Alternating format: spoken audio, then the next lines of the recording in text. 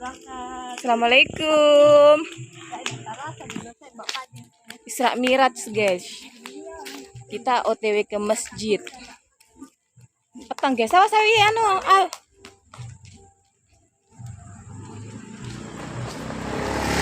Apa tuh budal? Budal.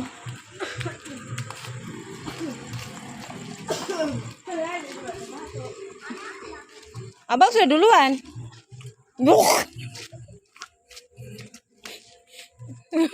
Gara-gara bumerang, ini sudah ketawa kayak ngono lagi.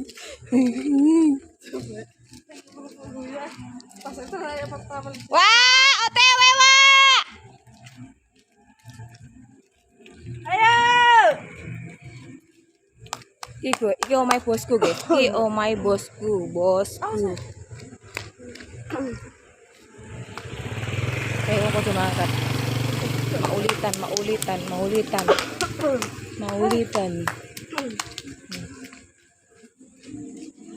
Itu bikin itu juga malam deh, pulang malam deh. Itu juga malam. Oke guys, nanti kita lanjut di masjid ya.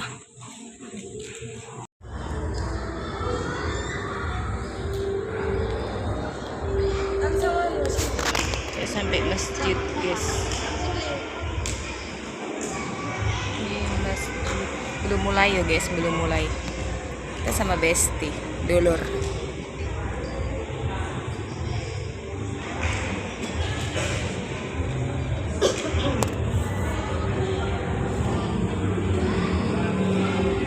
Isra Miraj.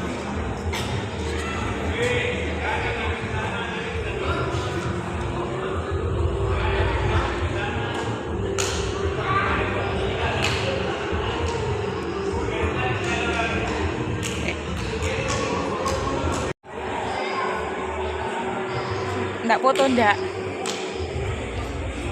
Kita bareng ini guys. Jangan ngomong.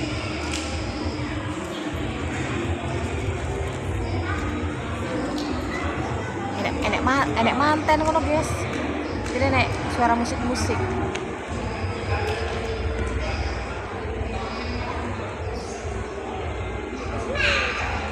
Wah, yo. Dari situ nggak mu? Hah? Sampai senam lagi. Sampai senam untuk terikan. Ya anu yo. Mana? Umi. Di mana diposting sama posting? Umi posting tuh. Coba lihat.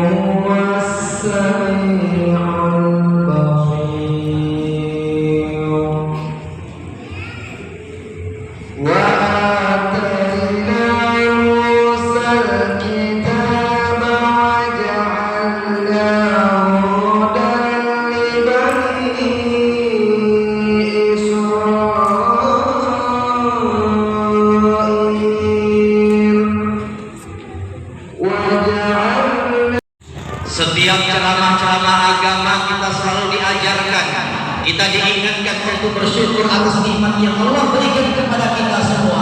Kenapa? Kalau Allah berikan kepada kita semua, dicabut nikmat yang ada dalam diri kita, nyahu kita apa? Nyahu kita kecil bagi Allah kalau Allah ingin ambil apa yang Allah berikan kepada kita semuanya.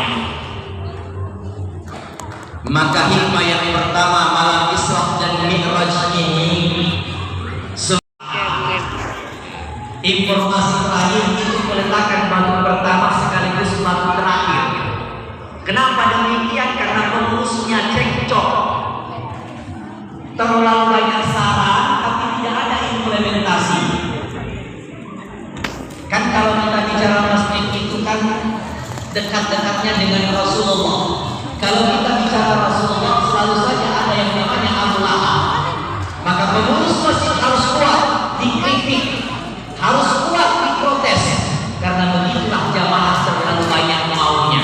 Tapi malam ini saya perhatikan masjid sudah makmur dengan dipasang AC semuanya kiri kanan ini, maka mudah-mudahan kita semuanya semakin nyaman di dalam masjid ini sehingga kita bisa meningkatkan persatuan dan kesatuan di antara kita, insya Allah.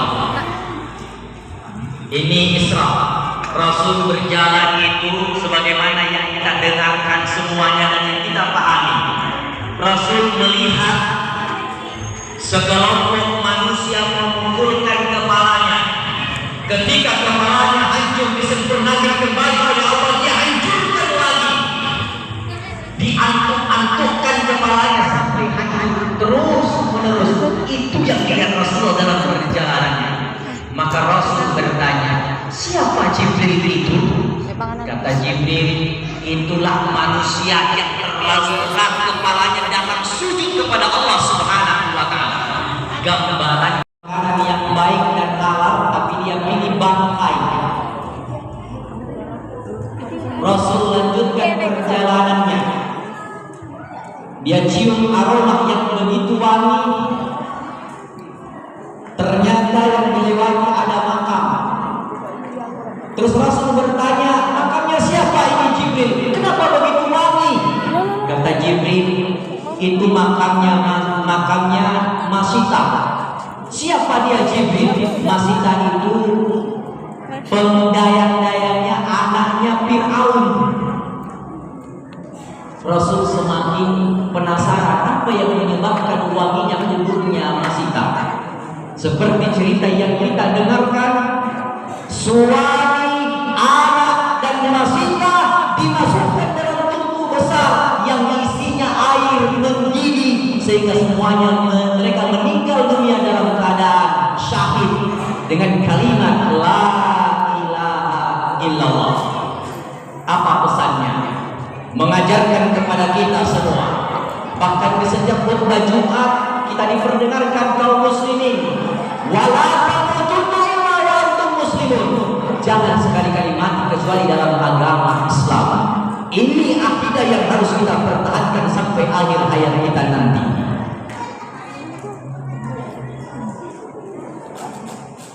Bicara perjalanan, tentu ada kendaraannya.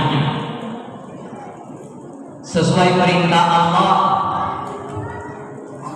Jibril diminta ke surga untuk ambil kendaraan itu yang bernama Buraq. Buraq itu artinya kilat, berarti cahaya.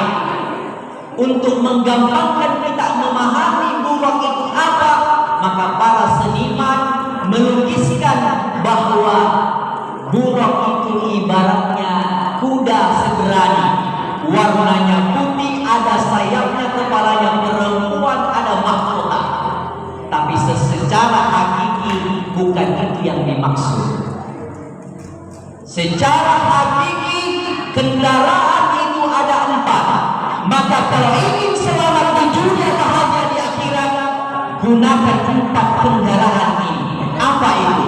Syariat, thariqat, hakikat, ma'rifat. Itulah hakikat kendaraan Rasulullah. Kenapa diidentikan kepalanya manusia? Ternyata perbedaan kita dengan binatang hanya di kepala ini, leher ke bawah sama. Sehingga kalau ada manusia tidak menggunakan akal pikirannya dengan sebaik-baik mungkin, maka kata Allah dalam Al-Quran, ulaika kal'an'am, mereka seperti binatang, balhum adal, bahkan lebih rendah daripada binatang. Kita tidak usah bahas bagaimana binatang, kita sudah lihat bersama sifat-sifatnya itu binatang, tidak ada rasa malunya. Perjalanan Rasulullah Isra, maka naiklah Mi'raj, naik. Ulama sepakat semua nabi dan rasul ada Mi'rajnya. Semua nabi dan rasul pernah mengalami Mi'raj, dan inilah Mi'rajnya Rasulullah SAW. Dalam kitab Baiti dijelaskan, di langit pertama Rasul bertemu dengan Adam alaihi salam. Di langit kedua bertemu dengan Isa. Selain Isa ada Yahya. Di langit ketiga ada Yusuf. Di langit keempat ada Harun. Di langit kelima ada Imran. Di langit keenam ada Musa. Di langit ketujuh ada Ibrahim alaihissalam. Dalam syariatnya dijelaskan tingkatan-tingkatan langit ada 7. Tetapi secara hakikat sesungguhnya yang dimaksud itu adalah lapisan kesadaran kita semuanya. Kesadaran Adam, kesadaran Isa, kesadaran Yusuf, kesadaran Idris, kesadaran Harun, kesadaran Musa, kesadaran Ibrahim, sampai Sidratul Muntaha.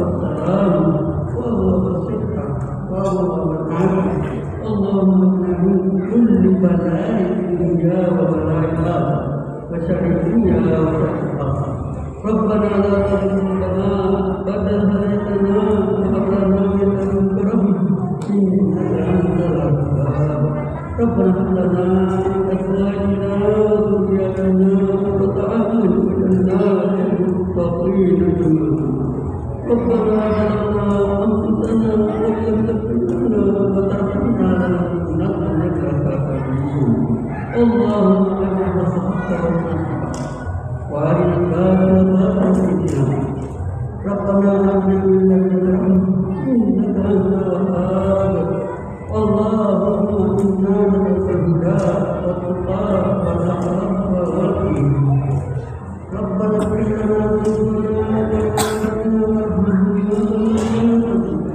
ولأجدادنا ولأجدادنا ومتاعنا ولجميع المسلمين والمؤمنين والمسلمين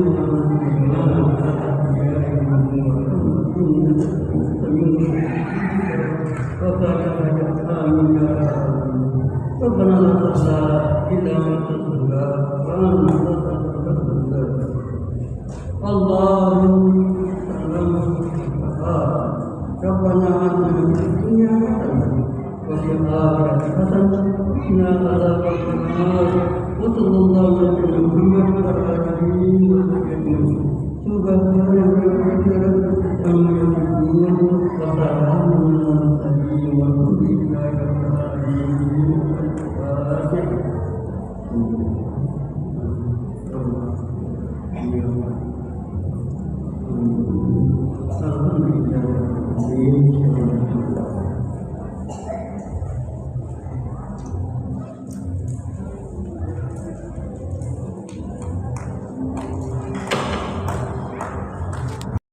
Dinda. Apa sih ini? Ya kenapa lo kita konten kok? Ini pegang aja. Bagus itu.